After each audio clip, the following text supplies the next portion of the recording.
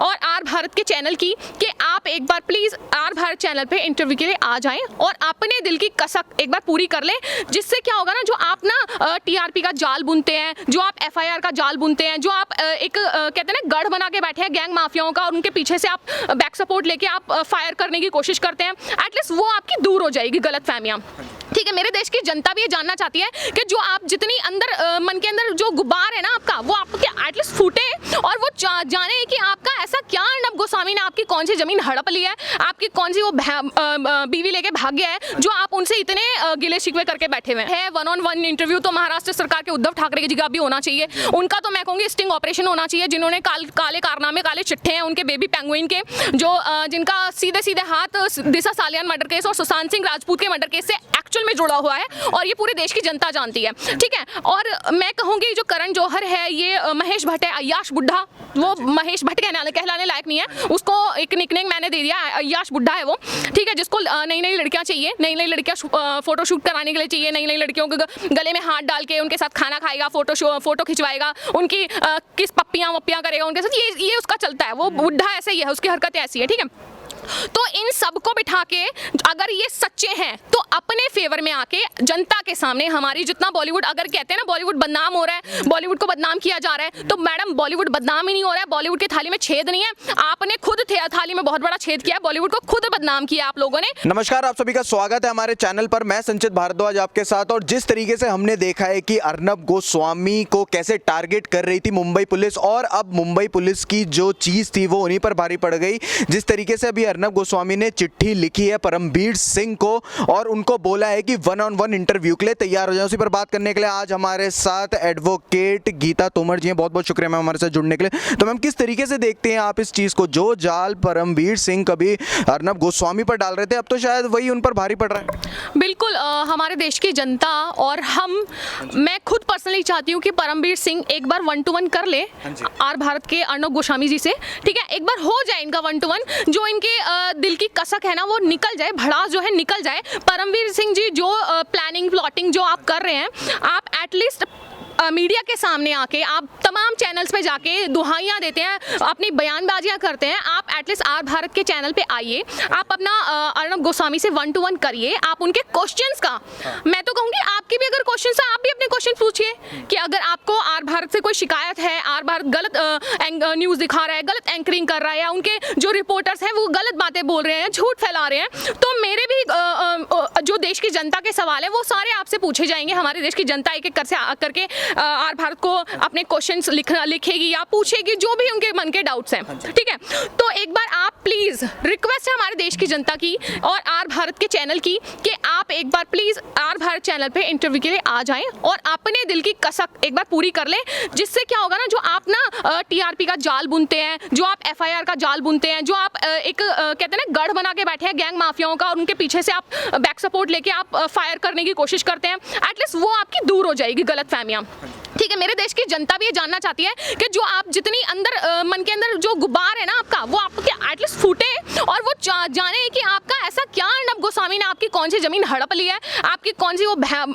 बीवी लेके भाग गया है, जो आप उनसे इतने गिले शिकवे करके बैठे हुए हैं। वहीं अगर मैम हम देखें कि जो परमबीर सिंह है और जो मुंबई पुलिस है, जो महाराष्ट्र पुलिस है, वो हमेशा चुप रही है जब इंसाफ दिलवाने की बात आई है। चाहे वो जिया खान का जब मर्डर हुआ था तब की बात हो, या फिर अभी हम पालघर के साधुओं की बात कर लें, या फिर अभी सुशांत सिंह राजपूत जी की डेथ की बात कर लें। उसके बाद उन्होंने कई सारी ऐसी चीज़ें करी जिसने सुशांत सिंह राजपूत जी के लिए आवाज़ उठाई, उनकी आवाज़ बंद करने की कोशिश करी। तो क्या अगर वो इंटरव्यू देने आएंगे तो उनके पुराने कई सारे भेद खुल जाएंगे? क्या लगता है? बिल्कुल, आपने ये सही क्वेश्चन पूछा है कि जो उनके तमाम जो भेद हैं, जितने भी उन्होंने मर्डर को सुसाइड बनाया है आज तक, महाराष्ट्र सरकार हो चाहे महाराष्ट्र पुलिस हो, उन्होंने जितने भी आज तक कर्मकांड किए हैं अपने, वो उनके जो असली काले चिट्ठे हैं ना, एक्चुअल में अब भारत आया, रिपोर्टिंग पहले भी होती थी, मीडिया न्यूज़ पहले भी दिखाता था, लेकिन पहले जो जिया खान मर्डर केस हो, या चाहे मैं कितनी भी अभिनेत्रियां ऐसे मार दी गई हैं जिनको मर्डर हुआ है एक्चुअल में, और जिनको सुसाइड करार दे दिया गया है। तो मेरी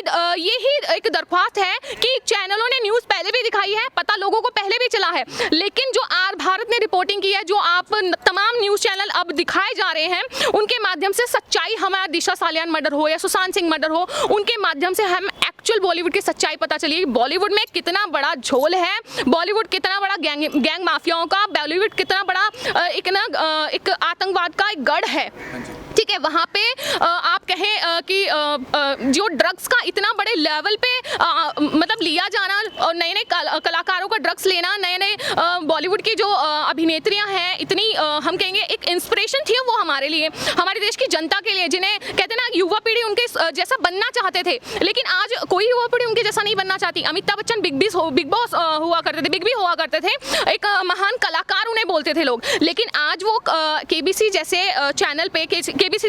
जैसे सीरियल पे वो जो एक कहते हैं ना कौन बनेगा करोड़पति, अब वो कौन बनेगा करोड़पति नहीं, कौन बनेगा रोडपति, भिखारीपति हो गया है। ठीक है, ये भिखारियों का एक गढ़ हो गया है। ये सिर्फ अब वो टाइम आ गया, ये लोग हमसे मांगेंगे कि आप हमें कहते हैं ना फेम दो, आप हमारी मूवीज देखो, आप हमारे टीवी सीरियल्स देखो। ठीक है, तो वो चीजें अब आ गई हैं। ठीक है, न्यूज चैनल से पहले भी बहुत सच्चाई दिखाई है, लेकिन बात ये है कि अब जो सच्चाइयां बाहर आ रही है वो एक आर भारत के जरिए, या अगर ये यूट्यूब चैनल्स के जरिए, या जितने भी चैनल्स हैं ना, वो आज तक हो गया, न्यूज़ 24 हो गया, या न्यूज़ 18 हो गया, ये एनडीटीवी हो गया, ये सारे मुझे ऐसा लगता है ये बिके हुए हैं क्या। ये हमें आज तक जो सच्चाइयां दिखाते हैं उसमें बॉलीवुड का ऐसी सच्चाई, ऐसा गंद तो कभी नहीं दिखाया इन लोगों ने। मर्डर तो पहले भी हुए थे, मर्डर आज ही क्या नया, सुशांत सिंह आज ही क्या मरा है, पहले भी जिया खान मरी थी, उसको भी उन्होंने सुसाइड बना दिया, पहले श्रीदेवी मरी, उसको भी उन्होंने सुसाइड बना दिया कि वो बाथटब में डूब के मर गई। अरे इतनी बड़ी हीरोइन थी, इतने बड़े बड़े सूट किए उन्होंने, क्या बाथटब में उन्होंने कभी वो नहीं किया, शूटिंग नहीं हुई उनकी, क्या वो नहाई नहीं कभी उसमें, क्या वो लेटी नहीं, क्या बैठी नहीं, क्या उन्होंने ड्रग्स पहले नहीं लिया, क्या नशे की हालत में पहले नहीं हुई, क्या उन्होंने ड्रिंक पहले कभी नहीं पी, तो ऐसे कैसे मर गई वो। हाँ जी मैम कितना ज़रूरी है, जिस तरीके से अगर परमबीर सिंह का 1-on-1 इंटरव्यू हो रहा है, तो वैसे ही शायद बॉलीवुड के कुछ एक्टर्स का भी होना चाहिए, कुछ प्रोड्यूसर, कुछ एक्टर्स, कुछ डायरेक्टर्स का भी होना चाहिए। क्या किस तरीके से देखते हैं आप इस चीज़? बिल्कुल, मैं कहूँगी जितना हाथ परमवीर सिंह का है उतना ही हाथ महाराष्ट्र पुलिस, पूरा पुलिस प्रशासन है, पूरा महाराष्ट्र सरकार है। 1-on-1 इंटरव्यू तो महाराष्ट्र सरकार के उद्धव ठाकरे की जगह भी होना चाहिए, उनका तो मैं कहूँगी स्टिंग ऑपरेशन होना चाहिए, जिन्होंने काले कारनामे, काले चिट्ठे हैं उनके बेबी पेंगुइन के, जो जिनका सीधे सीधे हाथ दिशा सालियान मर्डर केस और सुशांत सिंह राजपूत के मर्डर केस से एक्चुअल में जुड़ा हुआ है, और ये पूरे देश की जनता जानती है। ठीक है, और मैं कहूँगी जो करण जौहर है, ये महेश भट्ट है, अय्याश बुड्ढा, वो महेश भट्ट कहलाने लायक नहीं है, उसको एक निकनेम मैंने दे दिया, अय्याश बुड्ढा है वो। ठीक है, जिसको नई नई लड़कियां चाहिए, नई नई लड़कियां फोटोशूट कराने के लिए चाहिए, नई नई लड़कियों के गले में हाथ डाल के उनके साथ खाना खाएगा, फोटो खिंचवाएगा, उनकी किस पप्पियां करेगा उनके साथ, ये उसका चलता है, वो बुड्ढा ऐसे ही है, उसकी हरकतें ऐसी है। ठीक है,